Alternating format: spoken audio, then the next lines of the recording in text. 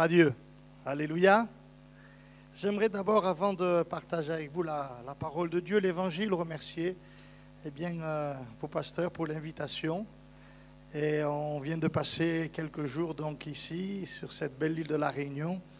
Et je dois vous avouer quelque chose, c'est que je me suis fait personnellement beaucoup de bien. Il y a notre ami, mon ami Fabio, qui est là aussi, qui a participé à tous ces moments et je suis persuadé qu'il vous le dira dimanche aussi. Il s'est aussi fait beaucoup de bien. Alléluia. Chaque fois, c'est la deuxième fois que je viens à l'île de la Réunion. La première fois, j'étais venu il y a 5 ans. Et en principe, on vient pour partager l'évangile, la parole de Dieu. Mais quand je suis reparti la première fois, c'est moi qui ai été renouvelé, fortifié, encouragé. Et j'ai l'impression que c'est la même chose cette fois-ci. Je vais encore reprendre l'avion lundi. Et mon cœur est plein de joie. Il est encouragé, il est fortifié. Parce que je trouve que l'œuvre de Dieu à l'île de la Réunion, elle est magnifique. Alléluia. Je ne sais pas si vous avez conscience en fait. Je ne sais pas si vous avez conscience. 50 églises, c'est ça? Je ne me trompe pas, 800 000 habitants. 50 églises, 800 000 habitants. Faites le rapport avec ce que je vais vous dire maintenant. En métropole, il y a la Corse. C'est au sud de la France, la mer Méditerranée. Et je peux vous dire que la Corse, c'est une île plus grande que la vôtre. Plus grande. Je ne sais pas le chiffre des habitants qui sont en Corse, mais combien? 300 000 peut-être, 250, 300 000, c'est ça? Et il y a 5-6 églises. Vous voyez le rapport? Est-ce que vous voyez? Alors je vous le dis, bénissez Dieu. Parce que Dieu a fait quelque chose d'extraordinaire dans votre île. Et je crois qu'il n'a pas fini en plus. Amen. J'ai entendu que le pasteur Aimé Cizeron disait, quand il parlait au début de la mission, il disait, je crois j'ai entendu ça ce matin par David, il fallait 30 jours de mission avec 2 réunions par jour, pendant 30 jours, parce qu'il disait que c'est à ce moment-là que ça décolle. C'est vrai? Ça a bien décollé, hein? Alléluia. Mais vous allez remettre un petit coup de gaz, on est d'accord? Est-ce que vous êtes d'accord pour remettre un petit coup de gaz à l'île de la Réunion? Alléluia. Et quand peut-être on reviendra une prochaine fois, on ne dira pas il y a 50 000, on dira peut-être il y a 70 000, 80 000 personnes, ou peut-être 100 000 personnes même. Alléluia. Parce que Dieu peut tout. Gloire à Dieu. Dieu peut tout. J'aime cette parole de l'Évangile. Vous vous rappelez quand il est dit « Rien n'est impossible à Dieu ». Qui croit cela ici? Waouh! C'est sûr, je vais vite revenir à la Réunion. Rien n'est impossible à Dieu. Un autre verset dit ceci, tout est possible à Dieu. Qui croit cela aussi? Alléluia. Rien n'est impossible à Dieu. Tout est possible à Dieu. Et un pasteur me disait, Fred, mets-toi au milieu. Et profite des 2 versets. Alléluia. Rien n'est impossible à Dieu. Tout est possible à Dieu. Et je rajoute, moi, ce verset ce soir. Tout est possible à celui qui croit. Alléluia. Et tous ceux qui ont levé la main, vous relevez la main. Et vous dites, tout est possible à celui qui croit. Alléluia. Je vais lire un premier texte avec vous ce soir. On va s'arrêter sur quelque chose qui est intéressant. Et on va retrouver d'ailleurs un verset que je viens de citer dans ce texte, c'est dans l'évangile de Matthieu, chapitre 17, au verset 14. Je lis avec vous. Lorsqu'ils furent arrivés près de la foule, un homme vint se jeter à genoux devant Jésus et dit, « Seigneur, aie pitié de mon fils qui est lunatique et qui souffre cruellement. Il tombe souvent dans le feu, souvent dans l'eau. Je l'ai amené à tes disciples et ils n'ont pas pu le guérir. » « Race incrédule et perverse, répondit Jésus, « jusqu'à quand serai-je avec vous? Jusqu'à quand vous supporterai-je? Amenez-le-moi ici. » Jésus parla sévèrement aux démons. Jésus ne plaisantait pas avec les démons. Il leur parlait sévèrement. Il les menaçait. Je vous disais, rappelez-vous, je crois dans la semaine là, que la mer est une image des ténèbres et de la puissance des ténèbres. Vous vous rappelez de cela? Bien, regardez bien ce qui se passe dans l'Évangile pour vous montrer que Jésus a toute autorité sur la puissance des ténèbres. La Bible dit que lorsqu'il a affronté la tempête et que la mer s'est agitée, que les flots remplissaient la barque et que les disciples même pensaient qu'ils allaient mourir, la Bible dit que Jésus s'est levé et il a menacé. Il a menacé les vents et la mer. Il a dit, taisez-vous, calmez-vous, arrête-toi maintenant. Et le calme est revenu.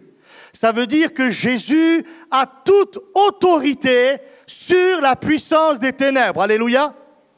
Et puis, si vous regardez bien, dans un autre texte, il est dit que Jésus a marché, vous vous rappelez? A marché sur la mer. Alléluia. Ouais, je sais, il y a des incrédules ce soir, peut-être au milieu de nous, ils ne croient pas ça. Mais t'inquiète pas, Dieu va s'occuper de toi ce soir pour que tu arrives à le croire. Jésus a marché sur la mer. Et ça veut dire quoi? Ça veut dire tout simplement que Jésus a tout pouvoir sur la puissance des ténèbres. Alléluia. Et je rajoute quelque chose encore. Vous vous rappelez ce moment? Jésus marche sur les eaux. Les disciples pensent voir un fantôme. Ils ont peur. Ils sont là dans la barque. Et Pierre regarde, il dit, « Seigneur, si c'est toi, ordonne que j'aille vers toi. » Et que dit Jésus? Il lui dit, « Pierre, viens. » Et qu'est-ce qui se passe à ce moment-là? Vous vous rappelez? Pierre sort de la barque. Et qu'est-ce qu'il fait? Il marche sur la puissance des sur les eaux. C'est-à-dire qu'il marche maintenant lui aussi sur la puissance des ténèbres. Ça veut dire que Jésus, par sa parole ici, va donner à Pierre de participer à cette réalité d'un pouvoir sur la puissance des ténèbres. Et ça rejoint exactement tout ce que Jésus a dit à ses disciples. Il leur a dit, vous marcherez sur toute la puissance de l'ennemi. Alléluia. Vous aurez tout pouvoir sur les serpents et sur les scorpions. Rien ne pourra vous nuire. Que Dieu soit béni. Alléluia. Rappelez-vous ce qui s'est passé. Pierre, à un moment donné, alors je suppose qu'ici, personne n'a encore marché sur les eaux. Donc il fallait le faire déjà.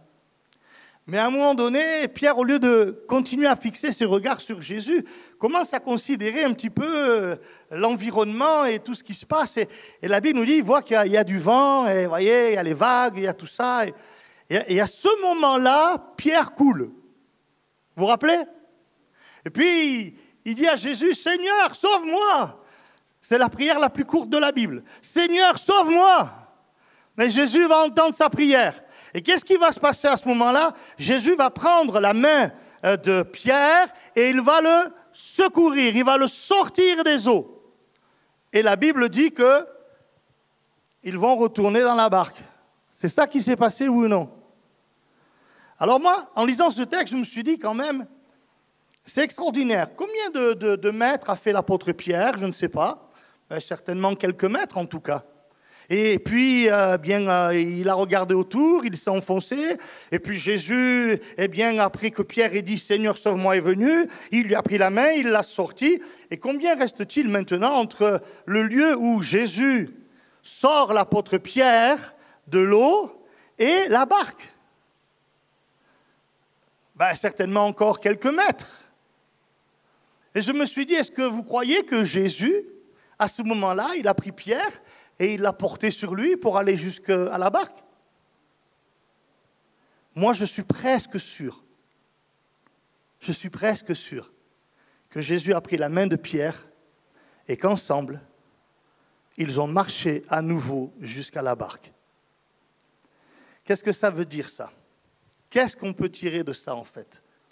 Bien, ça veut dire que dans notre vie, peut-être, et là, je vais peut-être même m'adresser à ceux qui servent Dieu, même ceux qui, sont pasteurs dans cette salle, ceux qui, ont été utilisés par le Seigneur et qui, peut-être, aujourd'hui, voient un petit peu moins de choses se produire dans leur service, dans leur ministère, et se disent, mais c'est quand même quand même difficile, c'est quand même compliqué. On a eu un temps bien béni où le Seigneur a fait des choses merveilleuses, glorieuses, extraordinaires. On l'a vu faire des miracles, des prodiges, délivrer des gens qui étaient possédés. On a vu Jésus vraiment ramener. Il y a des gens, des pasteurs qui ont vécu ça, des pasteurs qui ont vécu même des résurrections. C'est-à-dire, ils ont vu des personnes qui étaient décédées et puis le Seigneur les a amenés à prier. Ils ont prié, puis la personne est revenue à la vie. Là.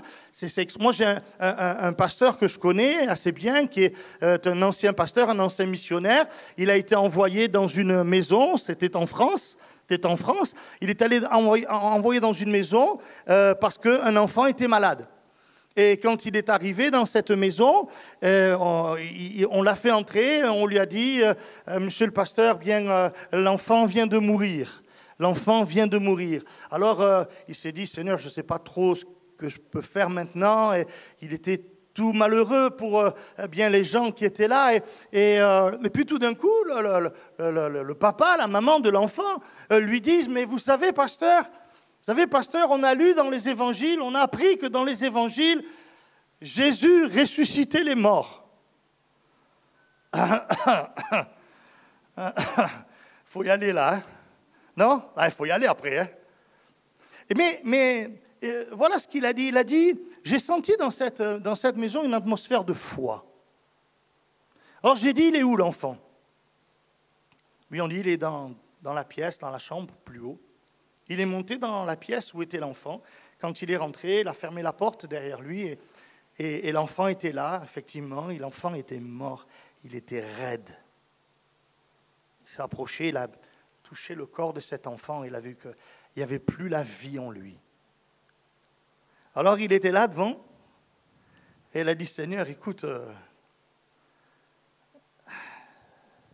il n'y a que toi. Moi, je suis là devant cet enfant et il se met à prier, Seigneur, tu peux faire quelque chose. Et il a raconté ceci, à un moment, tout était fermé dans la pièce, à un moment, il sent un vent passer. Et au moment où il sent le vent passer, il voit l'enfant qui tout d'un coup se met à bouger, ouvre les yeux et il le redescend vivant à ses parents.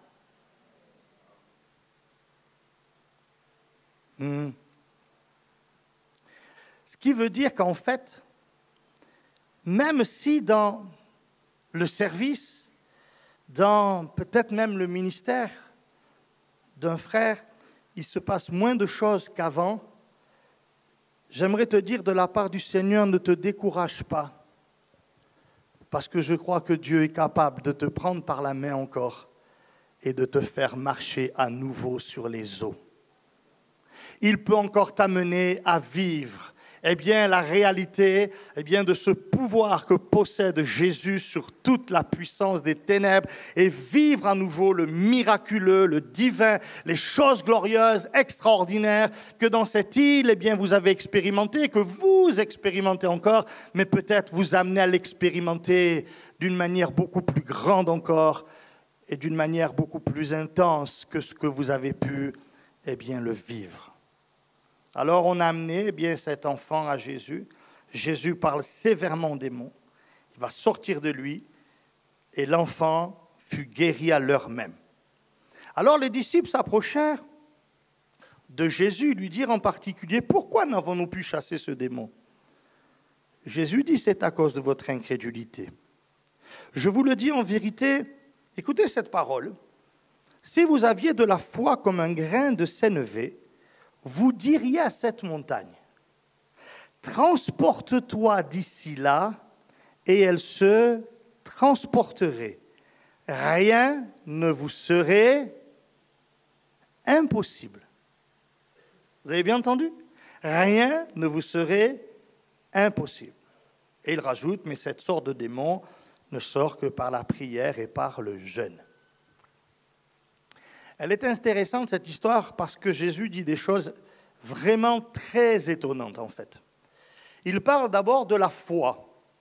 Et il dit, si vous aviez de la foi comme un grain de sénévé.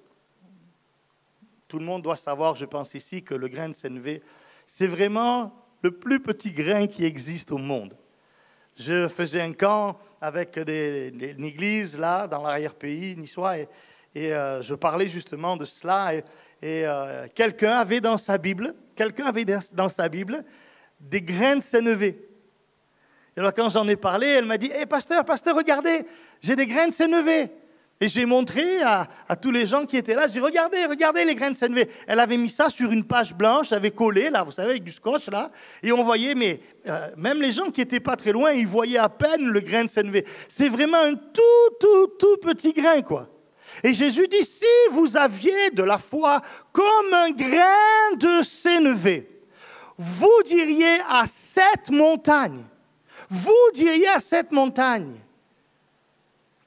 transporte-toi d'ici là, et elle se transporterait. »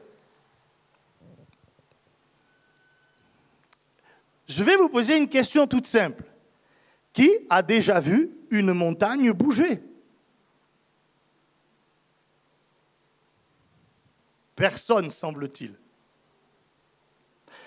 Dans une église, un pasteur prêchait sur ce message, et deux sœurs, c'est-à-dire vraiment deux sœurs de sang, hein, de chair, étaient là et écoutaient le prédicateur, et il disait « Si vous aviez de la foi comme un grain de sénévé, vous diriez à cette montagne, transporte-toi d'ici là, elle le ferait. » Et elles ont écouté bien attentivement, et à la fin, elles sont rentrées chez elles, et elles ont ouvert la fenêtre de leur maison, et en face de leur maison, il y avait une montagne là, et elles en avaient marre de cette montagne.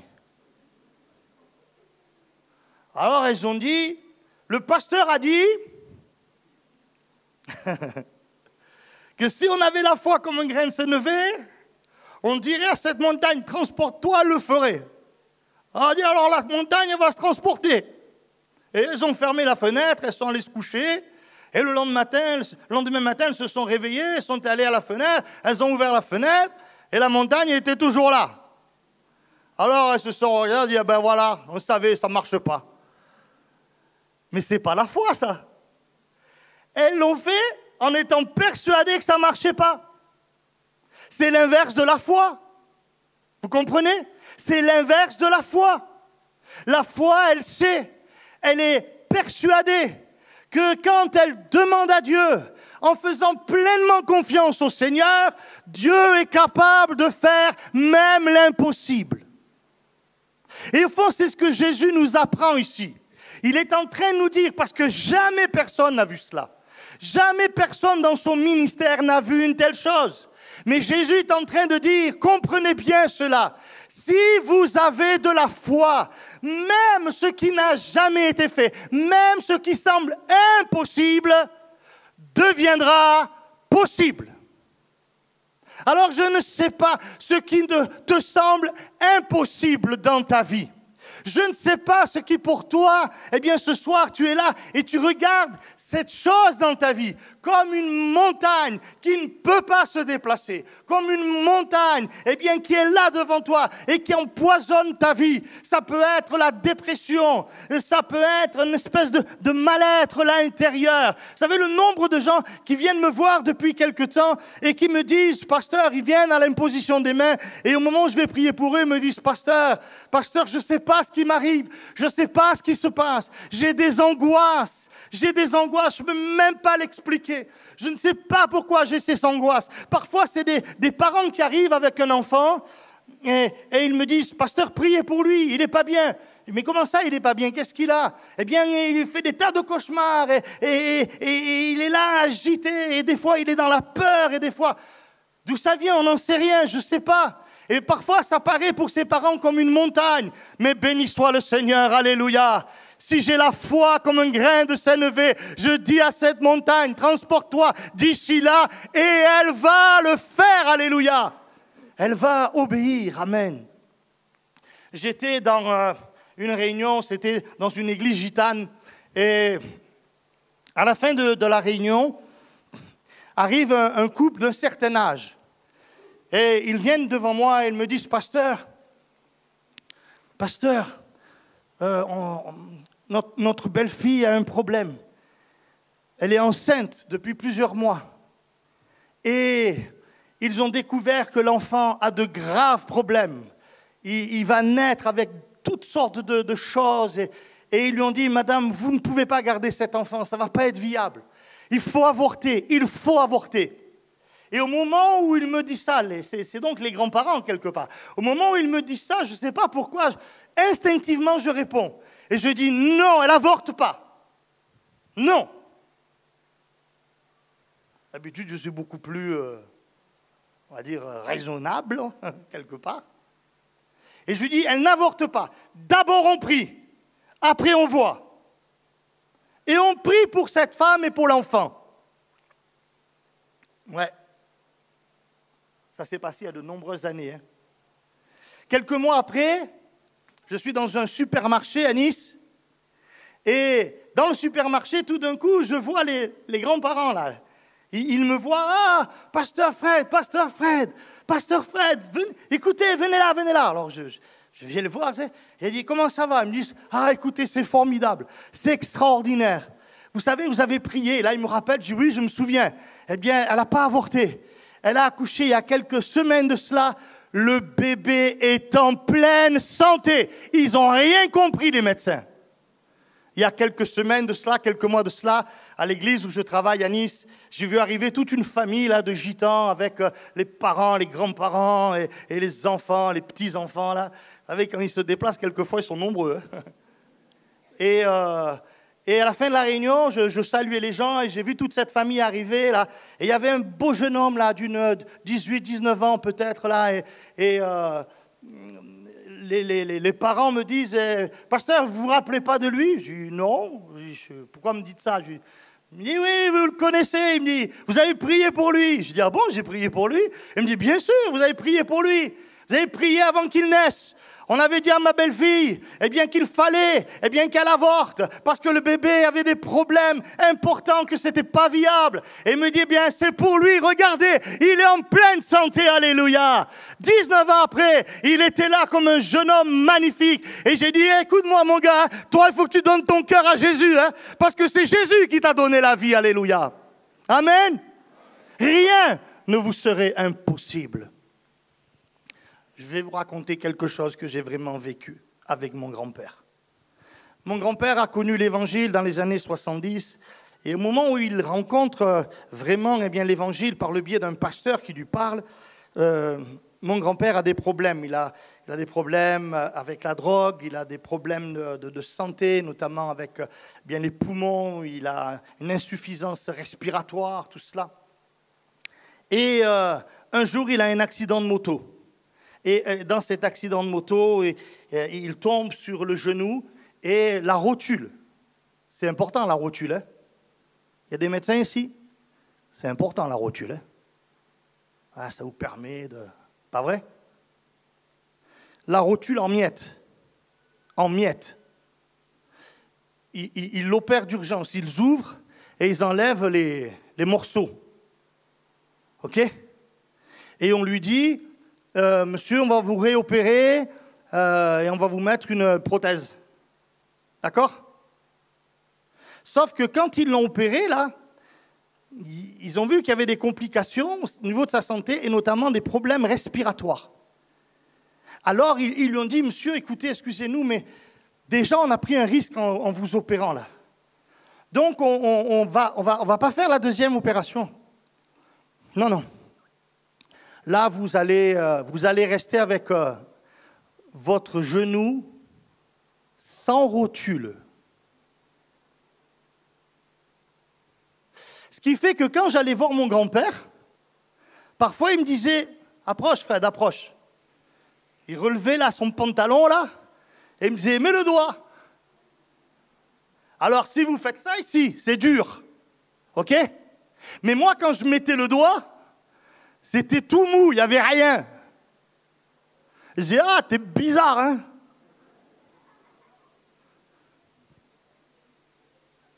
Et on lui a dit, monsieur, à vie, vous marcherez avec des cannes.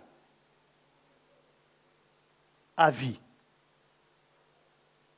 Un jour, comme vous ce soir, il vient écouter l'Évangile.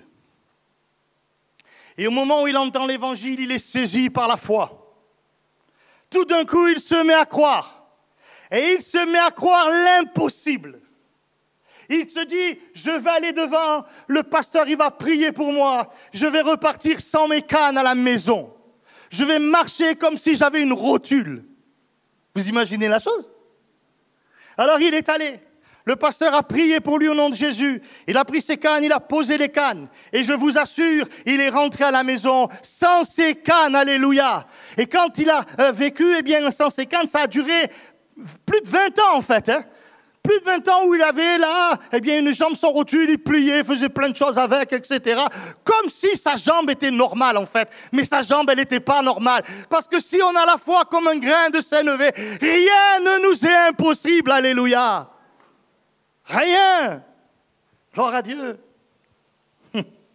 J'avais une tante. Elle me téléphone, elle me dit, Fred, vraiment on a été une famille bénie, je vous assure.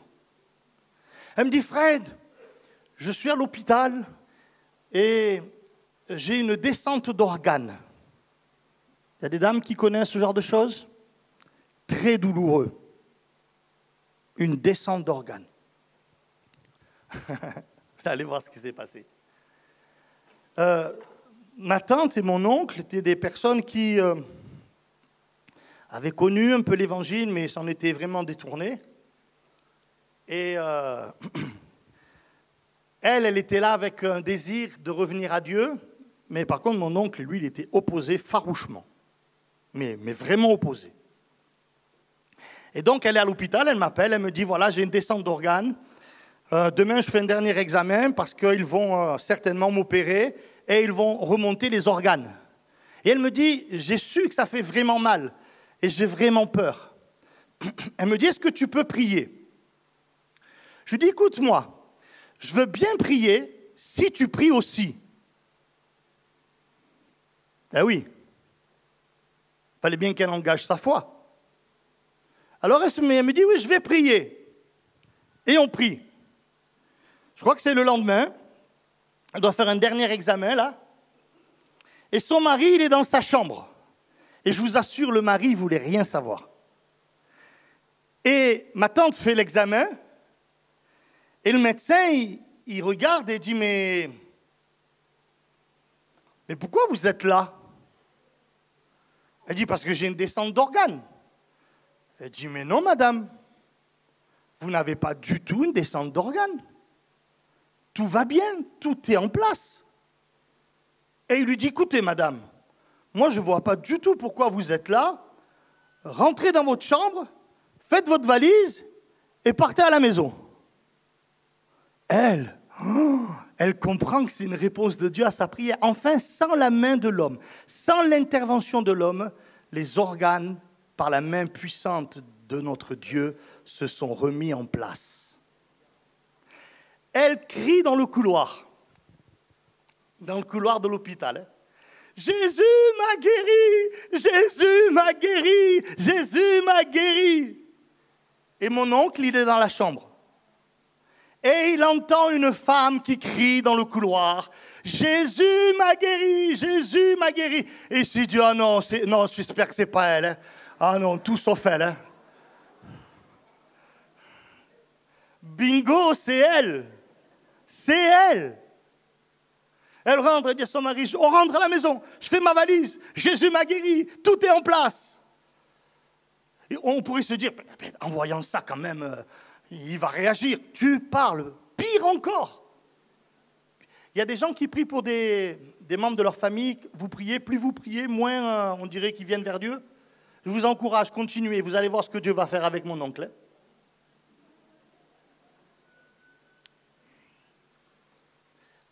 Je me souviens parce qu'on allait le voir, et quand on allait le voir, on essayait de lui parler. Alors quand il nous voyait arriver, j'étais avec mon beau-frère souvent, quand il nous voyait arriver, il faisait « Pauvre de moi, l'apôtre et le prophète, ils arrivent. » C'est terrible, hein? Et un jour, il me dit, écoute-moi, Fred. c'est la dernière fois que tu me parles de ça. Quand tu viens me voir, tu me parles de ce que tu veux. Mais maintenant, je te le dis, c'est la dernière fois que tu me parles de ça. Et je lui dis, écoute, l'oncle, ok, c'est la dernière fois que je te parle de ça. Parce que tant que c'est moi qui te parle, il n'y a rien qui bouge. Mais quand c'est Dieu qui va te parler, tu vas sentir la différence. Amen. Ma tante, elle pleurait. Sachez cette chose, c'est que, je crois que c'est un peu avant, juste un peu avant, j'ai un de ses fils, mon cousin, il se fait une double fracture tibia-péroné. Là, une dizaine d'années peut-être. Et on le plâtre, et il va à l'église, avec sa mère. Et au moment où, c'est une salle assez longue, peut-être aussi longue que celle-là, plus étroite, et lui, il se met au fond là-bas. Et le prédicateur, il ne l'a pas vu. Il n'a pas vu qu'il avait la jambe dans le plâtre. Et dans son message, le prédicateur va dire que Jésus guérit les malades. Vous le croyez ici, n'est-ce pas ? Et il dit, vous savez, il peut guérir toutes sortes de maladies, il peut même guérir une jambe cassée. Et quand mon petit cousin entend ça, ça rentre là, il ferme l'autre côté, ça descend dans son cœur. À la fin de la prédication, on prie pour les malades et il va. On prie pour lui et il me l'a dit lui-même. Il m'a dit, Fred, au moment où il a prié pour moi, le pasteur a prié pour moi, je sens une chaleur dans la jambe. Je sais que ma jambe, elle est guérie maintenant. Il me dit, je peux marcher, courir, sauter. Ma jambe, elle est guérie. Je le sais. Mais dans ma famille, on est un petit peu malin. Il a une dizaine d'années et il se dit, au moment où il est guéri, écoutez bien ça, si je dis que je suis guéri, je retourne à l'école.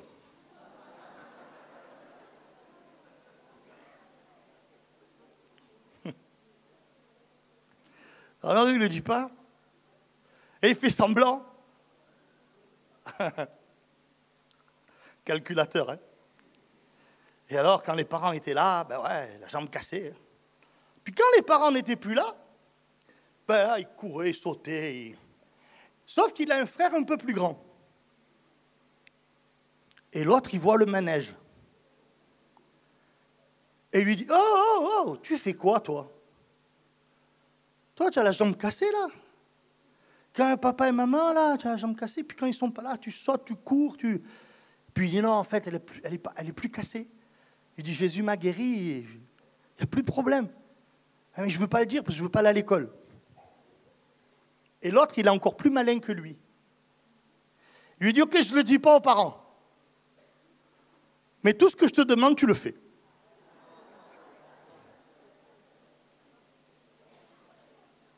Fais ça, amène-moi ça.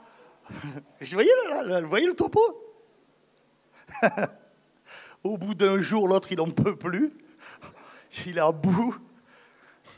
Et il va voir sa mère et il dit à sa mère, maman, écoute, lève-moi le plâtre, s'il te plaît. Parce que Jésus m'a guéri la dernière fois. Et sa mère dit, non, ça ne va pas, qu'est-ce que tu me racontes là? Maman, je t'assure, lève le plâtre. Jésus m'a guéri. Tu veux que je te montre? Tu veux que je cours, que je saute? Je te dis, Jésus m'a guéri. Tu peux lever le plâtre. Et quand elle voit ça, elle lève le plâtre. Et puis le soir, bien, il arrive l'oncle. Et il voit que le plâtre n'est plus sur la jambe de l'enfant. Et là, il rentre dans une colère, mais une rage. Qui t'a levé le plâtre? Ben, c'est maman. Pourquoi t'as levé le plâtre? Ben, parce que Jésus m'a guéri. Là, il se tourne vers sa femme. Qu'est-ce que tu as fait? Qu'est-ce que tu as fait? Je t'avertis, si le petit il a un problème, c'est à toi que je vais m'en prendre. Il est dans une colère. Et alors qu'il manifeste sa colère, j'ai mon petit cousin qui est derrière. Et il fait, tu sais papa, Jésus m'a guéri, hein? Et au plus il dit ça, au plus l'autre, il est en colère, il parle. Et son petit, papa, Jésus m'a guéri. Hein.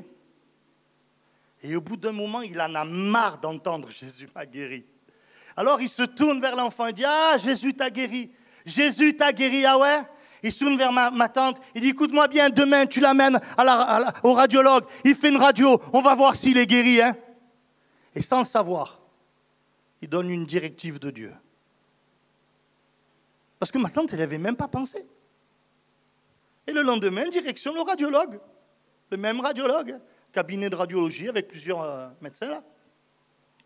Ils vont faire une radio. Ils font la radio, c'est incroyable ça. Ils font la radio, prennent la radio, et ils avaient la première radio avec la double fracture tibia-péroné, et ils mettent la radio à côté de l'autre. Et le radiologue regarde, puis se tourne vers ma tante et lui dit « Pourquoi vous n'avez pas mené le même enfant ?» Et là, ma tante dit « Mais qu'est-ce que vous racontez ?» Elle dit « Non, parce que... » Elle dit « C'est pas possible que ce soit le même enfant, en fait. » Elle dit « Pourquoi c'est pas possible ?» Elle dit « Ben regardez, madame, voyez là, il y a une radio, là, une double fracture tibia-péroné, et à côté, même jambe, semble-t-il, et là, il n'y a plus du tout de fracture, et même, il y a ce qui est impossible, rien ne vous serait impossible. Il y a ce qui est impossible, c'est qu'il n'y a même pas une trace de la fracture. Et ça, madame, ce n'est pas possible. » Ben, ils sont retournés dire à l'oncle, « Jésus m'a guéri. »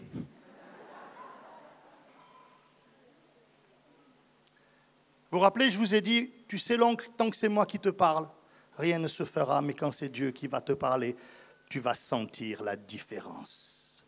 Le lendemain matin, que je lui dis ça, le lendemain matin, il se lève, et c'est pour ça que je vous dis, ne désespérez pas si vous priez pour des bien-aimés. Pour des gens de vos familles, ne désespérez jamais. Il se lève et il me dit, Fred, c'est incroyable ce qui m'arrive. Je me lève avec le besoin de prier.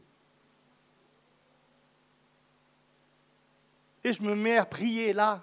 Tout le monde dort dans la maison. Je me mets à prier. Et dans ma prière, je dis, écoute Dieu, si tu existes, j'ai 3 questions à te poser. Si tu me réponds à ces 3 questions, je te donnerai ma vie, parce que je saurai que tu es Dieu. Et il pose les 3 questions à Dieu. Personne ne sait quelles ont été ces 3 questions. Lui seul le sait. Quelque temps plus tard, avec l'église, on a une sortie d'église, c'était les beaux temps, le printemps, on joue aux boules, etc., tout ça, oui. Et il vient.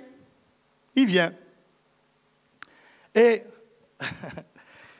il se dit, ouais, j'aimerais que Dieu me réponde, mais... Alors là, comme il y en avait qui jouent aux boules et que le pasteur il joue aux boules, il se dit, je vais prendre des boules, je vais jouer avec le pasteur, et pendant qu'on joue, peut-être il va me répondre aux questions. Et il est quand même maintenant un peu à la recherche. Et toute la journée se passe, l'après-midi, tout cela, et le pasteur, rien du tout. Comme on dit à Marseille, walou. Oh, il est un peu déçu. Il dit, ben voilà, Dieu ne répond pas. Ouais. Et puis, la journée se termine, ils sont avec des chrétiens. Ils commencent à sympathiser avec ces chrétiens-là. Et le monsieur, le chrétien, lui dit, oh, vous savez, ça serait bien que vous veniez boire un café. Ah, pourquoi pas, tel jour, venez tel jour à la maison, venez boire un petit café. C'est à Marseille, on est très... c'est comme ça, hein. Tu rencontres quelqu'un dans la rue, tu tapes sur les potes, tu dis viens boire un pastis et on y va. C'est comme ça à Marseille. Aussi. Il y a d'autres choses, mais aussi. Et il lui dit oui d'accord, je viendrai. Le jour J, il n'a pas envie. Et il dit à sa femme, non, tu y vas toi, moi j'ai pas envie d'y aller. Voilà, ça. Elle dit, ah non, moi j'y vais pas si tu viens pas. Hein. Tu as promis. Hein. Donc si tu y vas pas, je n'y vais pas. Et là, il comprend, non, je ne peux pas quand même faire ça. Donc, il y va. Donc, il arrive chez les chrétiens, il rentre dans la maison, il s'installe dans le salon, et voilà, on passe un moment, on boit un petit café, tout cela. Et à la fin, le chrétien dit, ça vous dérange si je lis un passage de la Bible? Et là, mon oncle lui dit, monsieur, vous êtes chez vous, faites ce que vous voulez. Hein. Il n'a pas trop envie. Hein. Et il m'explique, il me dit, dans la maison, il y a un petit chien. Donc l'autre, il ouvre sa Bible, il commence à lire, et il dit, moi, j'appelle le petit chien. Et pour jouer avec, en fait, parce que je n'ai pas trop envie d'écouter, en fait. Donc le petit chien arrive là, et il fait mine de jouer avec le petit chien, et il n'a pas du tout envie d'écouter, mais quand même, son oreille, elle est là. Hein. Et le monsieur, le chrétien, il se met à lire la Bible. Et voilà que dans la lecture, Dieu répond à une question. Alors, il me dit à ce moment-là, je pousse le chien. Et je commence à écouter. Parce qu'il se dit, personne ne sait la question que j'ai posée. Les questions que j'ai posées. Et voilà que ce monsieur-là, il ouvre la Bible, il lit un texte de la Bible, et dans ce qu'il est en train de lire, il y a une réponse à une question. Écoutez bien, dans la même lecture, il y a une deuxième réponse qui arrive. Il devient beaucoup plus attentif. Pas vrai? Puis le chrétien finit la lecture, ferme sa Bible, et il lui dit, ça vous dérange si je prie? Et mon oncle dit, ah, vous êtes chez vous, faites ce que vous voulez. Hein. Pourtant, il a déjà deux réponses. Hein. Ouais. Le chrétien prie, et puis bien ils se le disent au revoir. Mon oncle se dirige vers la porte, il ouvre la porte, il est en train de franchir le seuil de la porte, le chrétien lui tape à l'épaule, tac, tac. Il se tourne, il dit, oui, qu'est-ce qu'il y a? Écoutez ce qui se passe là. Il dit, monsieur, vous avez une question sur votre cœur, et Dieu me demande d'y répondre. Et il répond, le chrétien là, à la troisième question. Il est bouleversé. Il est bouleversé. Le dimanche qui suit, il est au milieu de nous à l'église. Et à l'appel, c'est le premier qui se lève pour venir donner son cœur à Jésus. Alléluia. Rien ne vous serait impossible. Quelle joie. Quand on est revenu avec ma famille à Dieu, le premier c'est mon père avec ma mère. Une chrétienne qui les a vus arriver a regardé mon père. Je vais finir avec ça. Je ne sais pas pourquoi, j'ai vraiment envie d'encourager ceux qui prient pour leur famille. Elle a regardé mon père et elle s'est mise à pleurer. Et elle a dit à mon père, ça fait des années que je prie pour vous. Des années. Et elle dit ça à mon père, elle dit, écoute-moi André, elle lui dit, tu es le premier d'une longue liste de ta famille. Elle ne le sait pas encore, mais elle vient de prophétiser. 2 ans plus tard, 2 ans après cette parole, je dis bien 2 ans après cette parole, nous étions dans l'église 20 personnes de la même famille. Alléluia, en train de louer Dieu, de chanter, de glorifier le Seigneur. Rien ne vous serait impossible. Si vous aviez de la foi comme un grain de sénévé, vous diriez à cette montagne, transporte-toi d'ici à là, et elle vous obéirait. Est-ce que ce soir, on va dire, Seigneur, j'ai une petite foi. Allez, dernière fois, levez la main ceux qui peuvent dire, j'ai une petite foi, pasteur. Je n'ai pas une grande foi. Il y a des gens, parfois, ils me disent, pasteur, priez parce que vous avez une foi plus grande de vous. Hein. Je leur dis, priez vous aussi, hein, parce que vous avez la foi. Alors même si vous avez une petite foi, avec cette toute petite foi, Dieu est capable de rendre l'impossible possible. Amen. Il veut rendre l'impossible possible ce soir. Est-ce qu'on pourrait prier ensemble?